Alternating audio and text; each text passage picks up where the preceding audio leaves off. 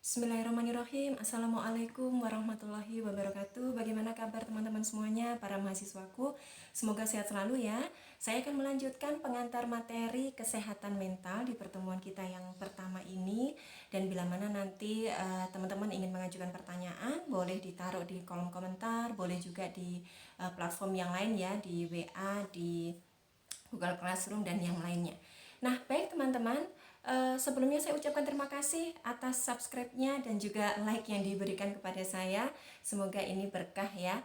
Nah, baik, sekarang kita mulai saja bahwa apa sih mental itu? Mental itu berasal dari kata mens atau mentis.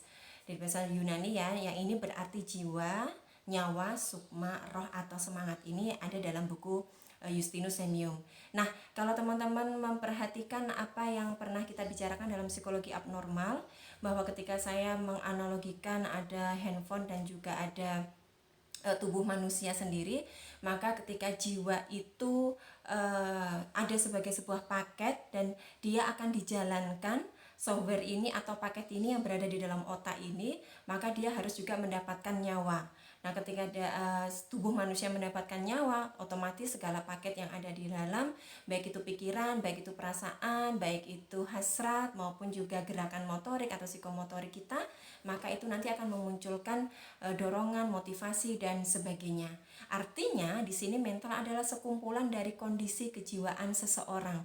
Apa yang ada di dalam jiwa seseorang, maka ini akan menunjukkan seperti apa kesehatan mentalnya.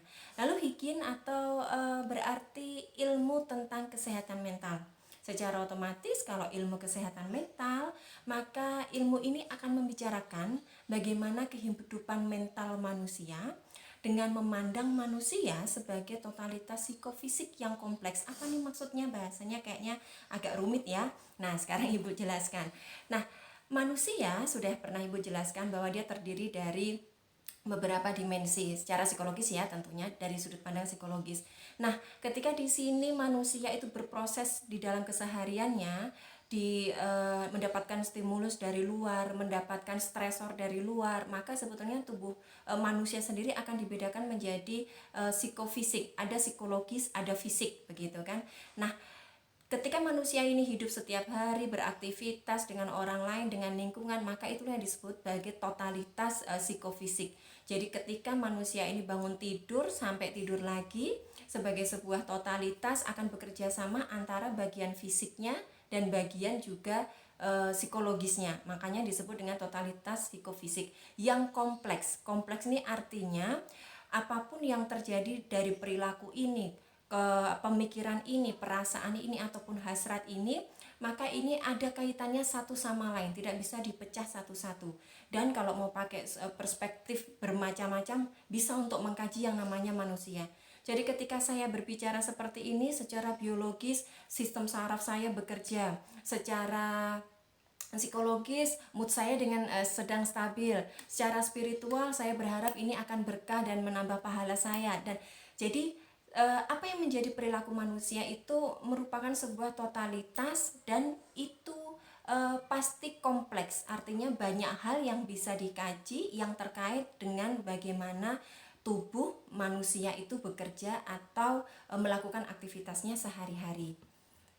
Kemudian, nah, definisi kesehatan mental ya, sekarang kita masuk dari salah satu tokoh, yaitu Ibu Zakiah Darajat, mengemukakan bahwa kesehatan mental adalah terhindarnya seseorang dari gangguan dan penyakit kejiwaan. Kita bedakan dulu ya, jadi ada gangguan dulu baru penyakit kejiwaan. Kadang-kadang kita merasa terganggu dengan situasi yang tidak nyaman, misalkan di masa pandemik ini ya, gangguan-gangguan awalnya merasa tidak semangat, merasa juga gampang capek dan sebagainya. Tapi kalau itu dapat diintervensi atau dapat diatur atau kita bisa memanajemen stres kita nggak akan pindah ke penyakit kejiwaan begitu. Nah, juga Ibu Zakiah Darajat mengatakan mampu menyesuaikan diri, sanggup menghadapi masalah-masalah dan kegoncangan-kegoncangan yang biasa. Artinya apa? Dalam keseharian kita, sebetulnya kita akan bertemu dengan banyak stimulus. Mulai dari bangun pagi, kita harus mempersiapkan diri, melakukan aktivitas. Nah, dalam keseharian itu mungkin loh kita mendapatkan kegoncangan-kegoncangan, tapi itu sebenarnya biasa. Seperti contoh mudahnya aja, bagi kita yang tidak merasa keberatan untuk mandi setiap pagi, it's okay. Tapi ada beberapa orang yang sangat sulit untuk melakukan mandi pagi. Nah, bagi beberapa orang, kalau misalkan mandi pagi ini sesuatu yang dianggap biasa saja, maka ya tidak menjadi soal ya.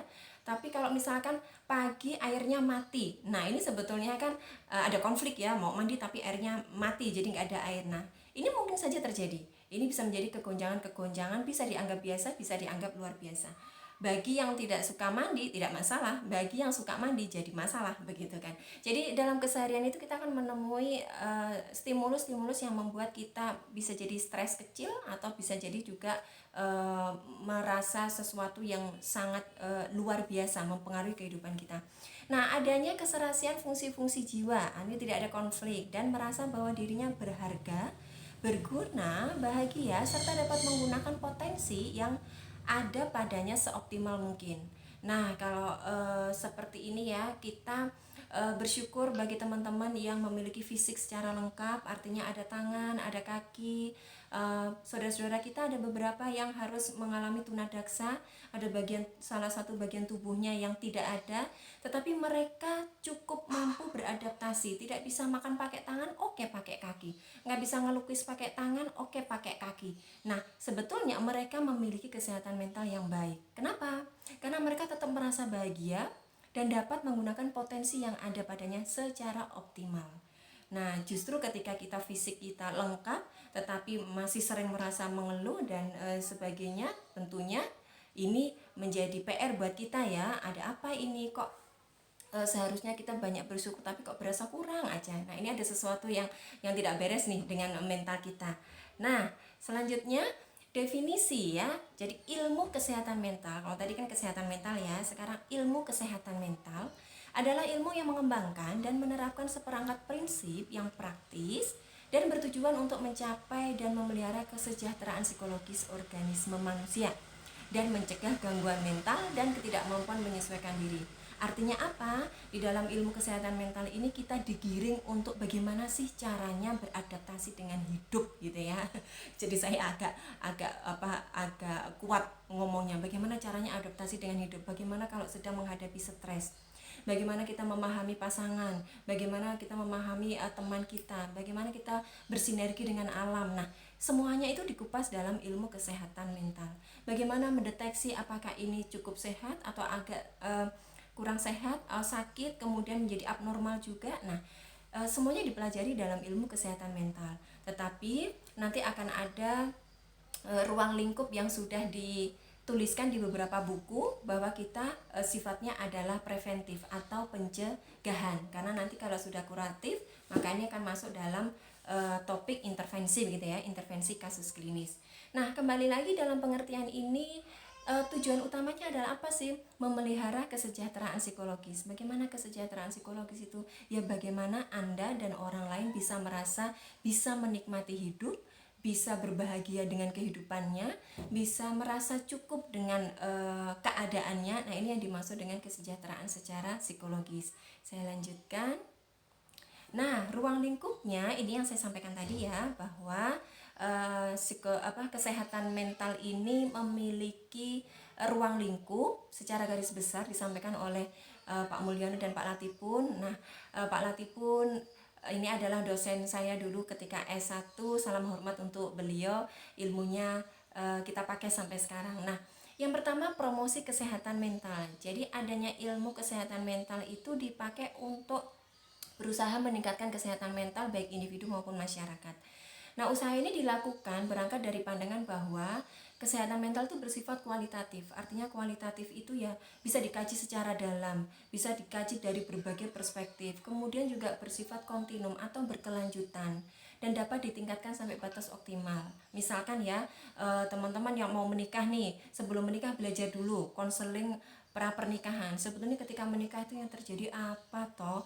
Bagaimana cara menyesuaikan dengan suami, dengan istri. Nah, itu dipelajari dulu sebelum ada apa-apa. sebelum janur kuning melengkung, sebelum akad nikahnya dilakukan. Nah, ini namanya ketika Anda membaca-baca buku, Anda datang pada psikolog atau mungkin pada konselor pernikahan. Nah, ketika ini terjadi namanya promosi.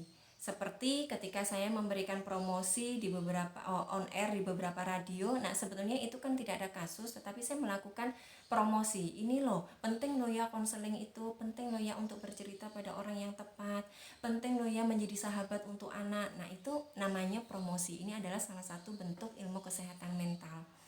Kemudian juga prevensi primer. Jadi ada usaha mencegah timbulnya gangguan dan penyakit mental. Nah, ini sudah ada topik tertentu, misalkan di sebuah tempat begitu ya, kita punya topik tertentu, misalkan suicide deh, bunuh diri begitu, atau di sebuah tempat itu ada skizofrenia, ada banyak penduduk yang mengalami skizofrenia. Nah, ketika kita sudah memiliki berita seperti ini atau topik seperti ini, nah kita melakukan langkah usaha preventif supaya tidak semakin marak. Maka ini kita namanya prevensi primer. Jadi kita berharap agar ketika kita membuat sebuah topik ini, kita supaya tidak ada korban begitu ya, bukan korban, supaya tidak ada yang mengalami gangguan. Nah, ini dinamakan prevensi primer. Nah, kalau prevensi sekunder itu sudah ada kasus-kasus awalnya, lalu kita buat supaya tidak semakin parah atau tidak semakin menuju pada cacat begitu ya. Jadi misalkan orang-orang yang mengalami kecelakaan kemudian dia dirawat di rumah sakit. Nah, kita melakukan prevensi sekunder supaya orang ini tidak terlalu merasa menyalahkan dirinya atau merasa tidak nyaman dengan dirinya karena dia kehilangan tangan atau kehilangan kaki. Jadi sudah ada kasus yang betul-betul ditemui. Kalau prevensi tersier, seseorang yang sudah pernah atau masyarakat yang sudah pernah mengalami sesuatu kemudian sudah disembuhkan, kemudian mereka mengalami masa rehabilitasi. Nah, di masa rehabilitasi ini kita masuk di situ supaya tidak relapse atau supaya tidak kambuh lagi. Misalkan di narkoba, mereka yang terkena narkoba kemudian di detox, kemudian juga direhabilitasi. Nah, kita membantu bagaimana menguatkan self konsepnya, bagaimana menguatkan kepercayaan dirinya kembali ketika kembali pada keluarga dan masyarakat. Nah, ini dinamakan prevensi tersier. Jadi kata kuncinya ruang lingkup ilmu kesehatan mental ini adalah upaya preventif ya, supaya gangguannya nggak makin parah atau supaya gangguannya tidak terjadi, karena sifatnya kembali lagi adalah preventif atau pencegahan. Nah, inti dari ilmu kesehatan mental sebetulnya ada dalam penyesuaian diri. Bagaimana yang sudah saya sebutkan di pengertian awal, bahwa kita perlu belajar bagaimana beradaptasi dengan hidup. Kita perlu belajar bagaimana melakukan self adjustment atau penyesuaian diri. Kalau penyesuaian dirinya baik begitu ya, maka dimungkinkan kondisi kesehatan mentalnya juga akan baik. Kalau penyesuaian dirinya mengalami kegagalan atau maladjustment, maka ada kemungkinan mereka akan mengalami gangguan mental atau mental disorder. Jadi kata kuncinya adalah self adjustment, bagaimana kita berusaha belajar untuk beradaptasi dengan stresor yang datang maupun berusaha memaknai kehidupan agar kondisi mental kita tetap terjaga stabil. Nah, apa saja sih pengaruh kesehatan mental? Tentunya karena kita manusia hidup di alam ini akan berinteraksi dengan banyak hal, maka pengaruh kesehatan mental ini akan juga banyak dalam sisi atau dalam perspektif. Dalam pendidikan, kesehatan mental tentunya berpengaruh terhadap bagaimana motivasi siswa untuk melakukan pembelajaran. Kemudian ini saya berikan contoh sedikit-sedikit ya. Atau seorang guru yang sedang dalam mental yang stabil tentunya akan berbahagia atau memiliki mood yang nyaman pada saat mengajar siswa-siswanya. Atau kemudian agama, apa sih pengaruhnya kesehatan mental terhadap agama? Nah, mereka yang memiliki kondisi kesehatan mental yang baik, mereka akan menjalankan agamanya atau ibadahnya itu akan dengan kondisi yang lebih nyaman juga. Jadi bagaimana mereka merespon ajaran-ajaran agama tentunya juga dipengaruhi oleh salah satu kondisi kesehatan mental. Kalau moodnya nggak stabil, nah ini biasanya ada beberapa orang yang mengalami tekanan tertentu, kemudian menyalahkan Tuhan dan sebagainya. Nah, ilmu kesehatan mental membantu untuk kita belajar lagi menetralisir emosi dan sebagainya, supaya kembali lagi kita percaya bahwa segala sesuatu itu sudah diatur oleh Allah Subhanahu wa taala. Misalkan begitu. Nah, kemudian juga keluarga, ini besar banget ya, bagaimana kesehatan mental seseorang, ayah atau bunda itu akan berpengaruh terhadap perkembangan kepribadian atau karakter juga untuk anak-anaknya. Di dalam politik, bagaimana sih seorang yang diberikan amanah jabatan itu bisa menjalankan dengan baik. Nah, seperti misalkan pada kasus-kasus korupsi, ada sesuatu yang difikirkan, yang dirasakan, yang dihasratkan oleh pelaku-pelaku korupsi ini, misalkan yang mestinya kita juga tidak bisa langsung berikan justifikasi ya, tetapi ini kemudian berpengaruh dalam kehidupan perpolitikan. Kemudian industri dan organisasi, bagaimana seorang pekerja itu merasa nyaman bekerja, merasa tidak tertekan, merasa mampu memberikan produktivitas yang lebih dalam pekerjaannya. Nah, ini juga dipengaruhi oleh kondisi kesehatan mental. Selanjutnya, ada ilmu-ilmu lain yang berpengaruh terhadap perkembangan ilmu kesehatan mental. Misalkan ilmu genetika, secara otomatis kalau kita memahami ilmu genetika, kita tahu bahwa kita berasal dari gen orang tua kita, ibu dan bapak. Kalau ibunya secara genetik memiliki mata sipit, misalkan seperti saya begitu, atau kemudian bapaknya memiliki kulit sawo matang seperti saya, maka ketika jadi seperti saya, bermata sipit dan berkulit sawo matang, ya sudah, disyukuri saja, diterima saja. Ataupun sifat-sifat yang lain juga. Nah, ini Bu Ima kok kayaknya cerewet banget ya, ini niru siapa ya? Kalau memang teridentifikasi Anda meniru salah satu orang tua Anda, it's okay, disyukuri saja, karena itu memang ada ilmu genetika yang masuk di situ dan mempengaruhi kesehatan mental Anda. Sosiologi, bagaimana ilmu kemasyarakatan juga berpengaruh. Masyarakat yang seperti apa yang biasanya memiliki kondisi mental yang seperti apa juga. Antropologi, bagaimana kebudayaan juga mempengaruhi perilaku manusia. Psikiatri juga bagaimana gangguan-gangguan mental itu diidentifikasi supaya orang tidak sampai mengarah ke sana, atau melakukan rehabilitasi pada saat sudah mengalami. Jadi diobati dulu ya, kuratif dulu, kemudian setelah itu rehabilitasi. Nah, kemudian ilmu psikologi pasti jelas ya, kita mempelajari bagaimana kehidupan psikologis dari lahir hingga manula, dan ini besar pengaruhnya bagaimana bisa menguatkan atau menstabilkan kesehatan mental kita. Kedokteran juga pastinya, karena penelitian sekarang perilaku kepribadian itu juga bersinggungan dengan ilmu-ilmu neuroscience. Kita perlu ilmu kedokteran untuk bedah saraf, untuk melihat gelombang otak dan sebagainya.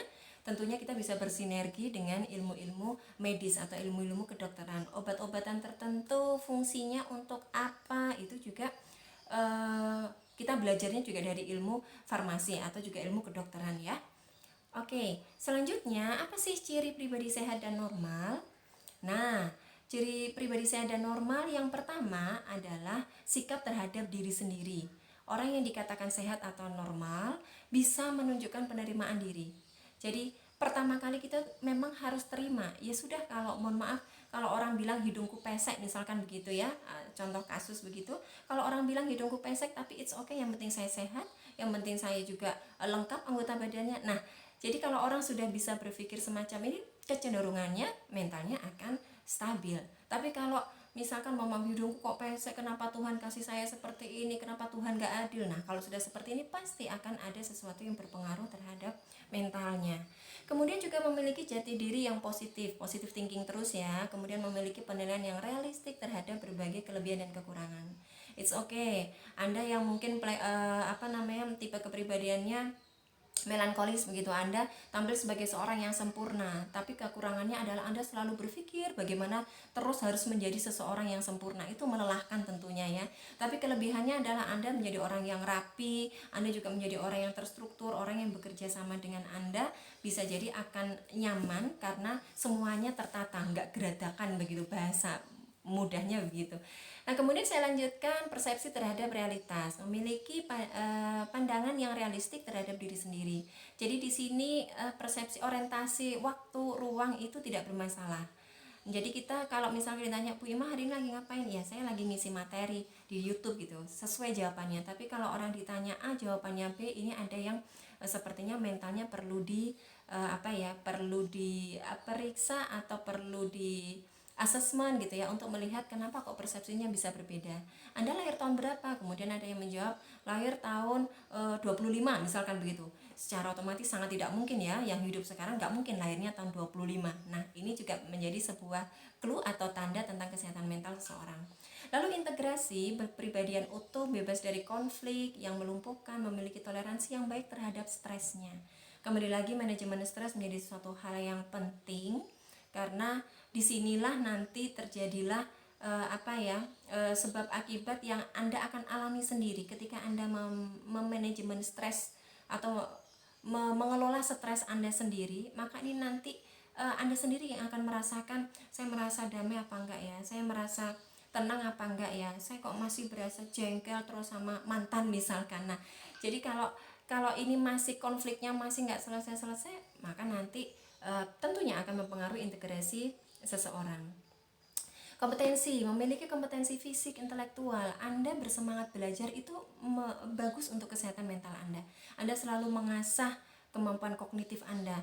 Bagi saya yang psikologi, saya sekuat tenaga, semampu saya bagaimana belajar ilmu-ilmu psikologi, termasuk kompetensi-kompetensi yang lain. Bagi seorang petani, bagaimana caranya bertani yang efisien.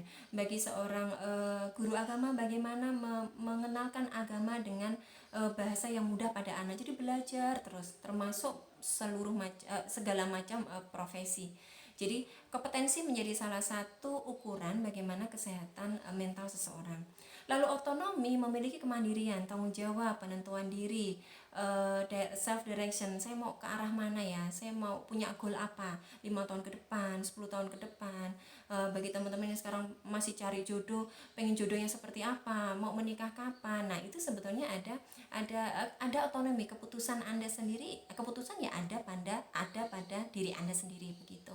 Kemudian kemampuan yang cukup untuk membebaskan diri dari aneka pengaruh sosial. Kita perlu memilah mana yang perlu kita percaya, mana yang tidak, mana yang hoax, mana yang enggak. Nah, ini juga menjadi salah satu ciri. Lalu pertumbuhan aktualisasi diri, bagaimana kita bisa bermanfaat untuk orang lain. Orang yang kesehatan mentalnya cenderung stabil adalah orang yang